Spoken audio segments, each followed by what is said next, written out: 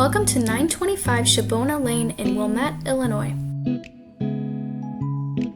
This 1950s colonial home had old aluminum siding, windows, and roofing, and the front entry trim was falling apart.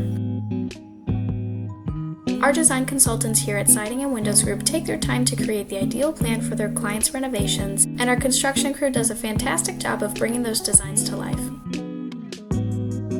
The siding, trim, fascia, soffit, and gutters on this house are all in James Hardie's Arctic White. Boral trim was used to create the front entry on site, the old windows and patio doors were replaced with Marvin Elevate products, and the roof is a Malarkey roof in the color Midnight Black.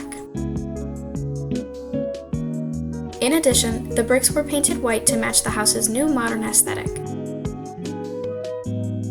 The homeowners were pleased with the outcome of the project. They not only loved the transformation of their home, but they also thought that our rates were very reasonable, giving them the confidence in their decision to work with us. For more information on how Siding and Windows Group can transform your home, please contact us to schedule your design consultation today.